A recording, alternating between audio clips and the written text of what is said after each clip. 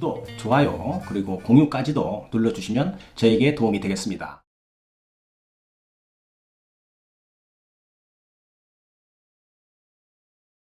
안녕하십니까. 언제나 새로운 소식, 유익한 정보, 그리고 확실한 결론까지로 교통사고 피해자에게 도움드리는 유국장TV입니다. 오늘은 교통사고가 발생하게 되면 부상의 정도에 따라서 병원을 선택을 하고 병원이나 아니면 한의원 등으로 치료를 하기 위해서 방문하지 않겠어요, 김 PD님? 네. 요 근래 SNS나 인터넷에서 한의원이나 한방병원의 과잉 치료비 문제가 많이 나오는 것 같습니다. 또한 교통사고 피해자들이 한의원이나 한방병원에서 치료를 받으면 합의금을 많이 받을 수 있다. 이런 말들이 널리 퍼져 있기 때문에 과연 어느 정도의 객관성이 있는지를 좀 알아볼 필요성이 있다라고 저는 생각이 됩니다. 또한 유국장TV 채널의 운영 취지대로 교통사고 피해자의 알 권리를 객관적인 시각에서 알아보고 무엇이 이런 말들을 만들어냈는지도 확인할 필요성이 있다고 판단이 됩니다. 제가 보기에는 말이죠, 약간의 문제가 있어서 우리 구독자 혹은 시청자분들에게 실상을 알려드리고 개인적인 판단을 잘 하시라는 그런 차원에서 영상을 준비해 보았습니다. 자, 김 PD님, 교통사고가 발생하면 피해자들은 당연히 병원 선택하는 것을 조금 어려워하는 걸로 저는 알고 있습니다. 병원 선택에 대한 질문이 지금도 매우 많이 올라오고 있는데요. 사람이 다치면 병원으로 가겠고, 또 차가 부서지면 정비소 가는 게 맞지 않아요? 네. 저희 채널에서도 초창기 병원 선택에 대해서는 영상 8번 영상이죠. 또 87번 영상에서 잘 설명이 되어 있으니 그 영상을 보시면 도움이 될 것입니다. 네. 사고 나면 피해자들이 쉽게 병원 선택을 할 수 있을 것처럼 보이지만 또 막상 겪어보면 꼭 그런 것은 아닌 듯해 보입니다. 주변에서 보면은 어떤 병원 갔더니 못이 부실하더라, 아니면 또는 진단서 발급해줄 때 좀 불리하게 해주더라, 그리고 보험에서 편만 들은 것 같더라 등등, 그러면서 병원 선택 기준이 어렵다는 얘기를 많이 들었습니다. 네, 그렇습니다. 좀 쉬운 듯 보이지만 또 알고 보면 또 쉽지만도 않은 것이 병원 선택이라고 생각을 합니다. 특히 내 몸의 부상을 치료하기 위한 것이기 때문에 더욱 선택의 중요성이 있다는 것이죠. 자, 하나씩 알아보겠습니다. 첫 번째인데요, 호텔 수준의 시설을 갖춘 그런 한의원에 대해서 설명을 좀 드리겠습니다. 오늘의 주제는 호텔급 시설을 한 한의원들이 속속 등장하고 있다. 과연 교통사고 환자의 치료를 위한 시설일까? 그 문제는 좀 더 살펴봐야 하겠는데요. 저는 그렇게 보이지는 않는 것 같습니다. 자, 김 PD님, 혹시 병실 차익이란 말 좀 들어보셨나요? 네, 보통 이렇게 일반적으로 여럿이서 사용할 수 있는 6인실이나 이런 병실보다 이제 더 좋은 병실로 가면서 돈을 더 병원에 지불하고 사용하는 그런 특별한 병실 사용할 때 발생하는 비용으로 알고 있습니다. 네, 그렇습니다. 정확합니다. 자, 이런 것이죠.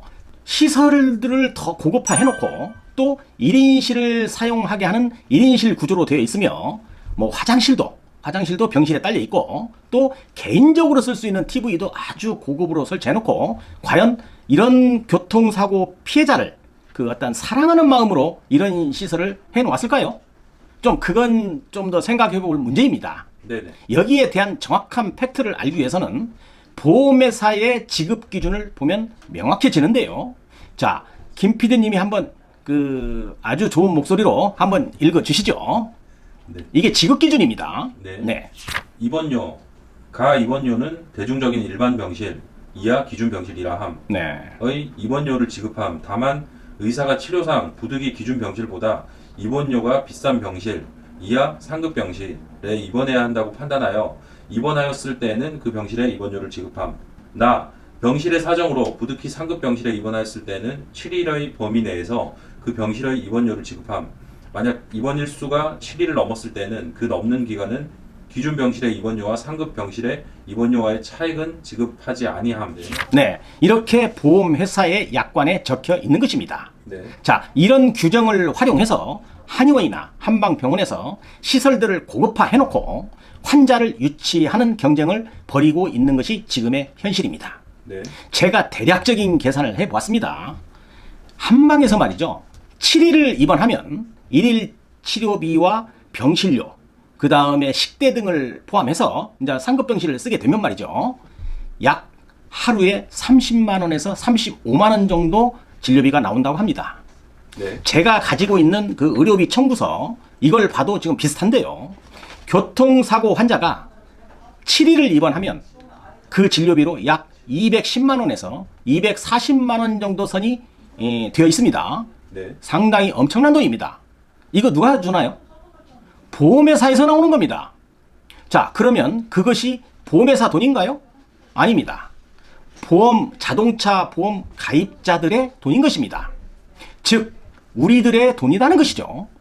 차량 운전자들이 보험 다 들죠, 김 PD님. 네. 자, 그러면 그 돈이 운전자들에서 나오는 거예요. 네. 보험회사는 그 보험료를 받아서 적당하게 지급하고 관리하는 회사입니다. 교통사고 초기에 이렇게 영양가 있을 때 큰 금액을 받아내고 그 다음부터는 통원치료 하라고 하는 겁니다. 이쯤 되면 어느 정도 단물이 다 나온 것이죠. 네. 네. 정당한 치료는 의사들의 고유 권한이니 뭐 그리 크게 탓할 것은 없습니다. 그러나 도덕적으로 어긋나게 받아내서 뭐 배만 불리우는 형태는 양심적으로 문제가 있다는 것입니다. 2020년, 2021년 코로나가 대유행을 했고요. 지금도 모든 국민들이 고생 엄청나게 합니다. 김 PD님 안 그렇습니까? 네. 네. 그런 결과로 교통량이 현저하게 감소를 좀 했고요.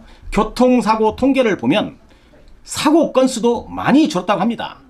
자, 그러면 자동차 보험료가 내려가야 하지 않나요? 네.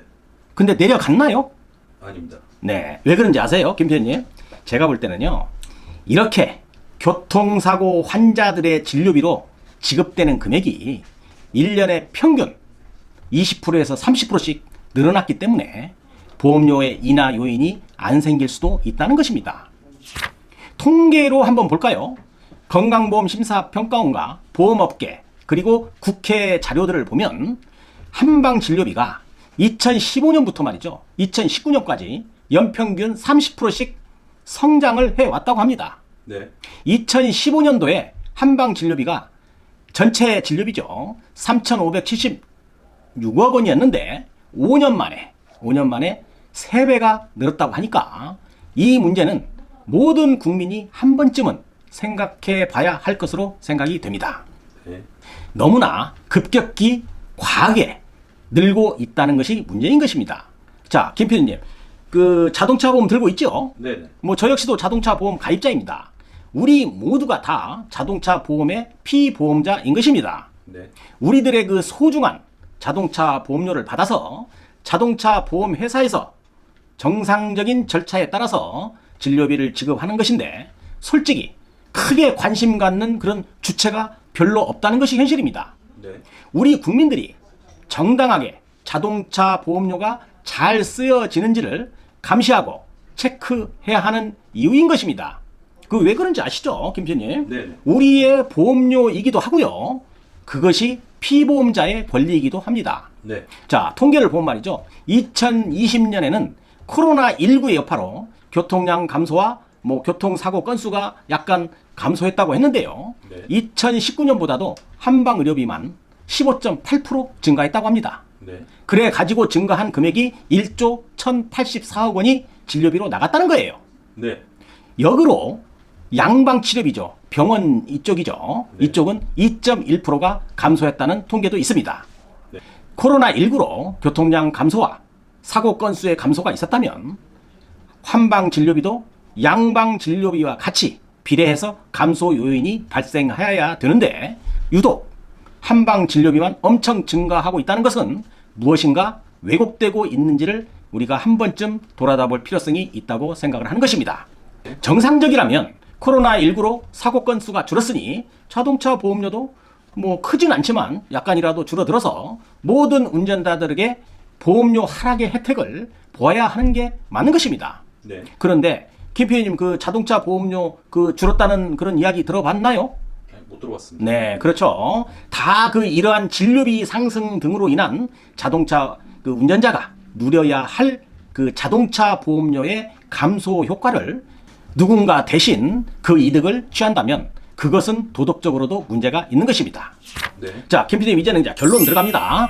제가 위에서 한방 진료비를 교통사고 발생 초기에 제일 치료비가 많이 책정되는 시기에 그것도 아주 호텔급의 시설을 제공해서 비합리적인 진료비를 받아낸다면 자동차 보험의 운영 취지에 어긋나지 않나 하고 생각이 듭니다. 네. 만약 일반적인 사람이 말이죠.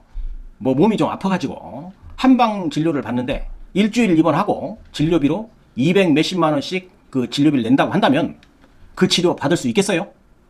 그건 못합니다. 네네. 내가 돈 내지 않으니까 보험회사에서 진료비를 다 대주니까 그렇게 치료받고 또 그런 식으로 한방 진료를 하는 곳이 지금 우죽순처럼 생기고 있다는 것입니다. 네.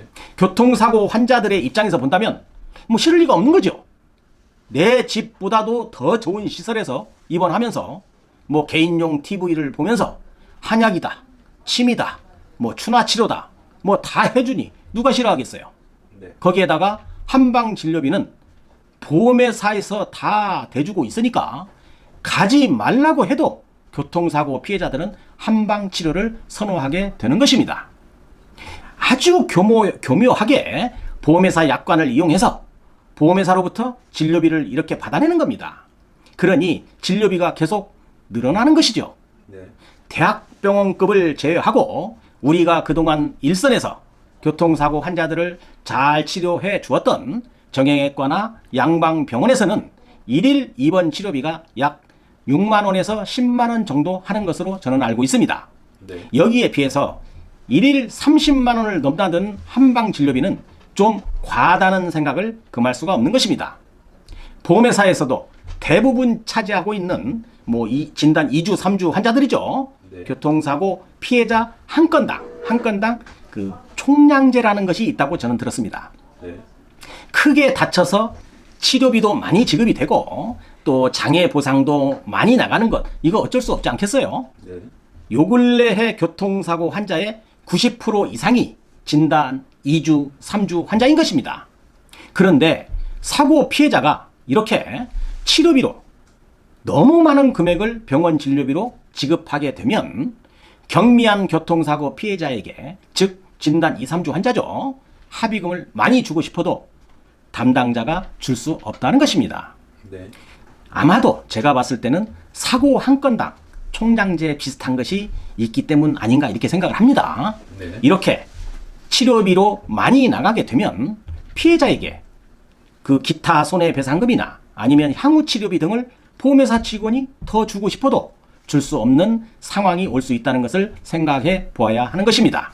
네. 보험회사는 자료를 수집하고요. 그 다음에 평가하고 그 다음에 교통사고 피해자 1인당 평균 소요되는 금액을 데이터베이스로 해서 갖고 있으며 이러한 통계를 기초로 하기 때문에 주변에서 여러 차례 이야기가 있었던 교통사고 피해자가 한방치료를 하면 합의금을 더 받을 수 있다는 것은 정말이지 맞지도 않고 그렇게 될 수도 없는 것입니다.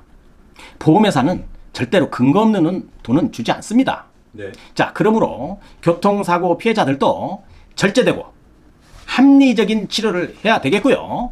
살아가면서 언제 내가 가해자가 될 수도 있다는 심정으로 진짜로 교통사고 피해자답게 치료를 받는 선진 시민이 되어야 할 것입니다.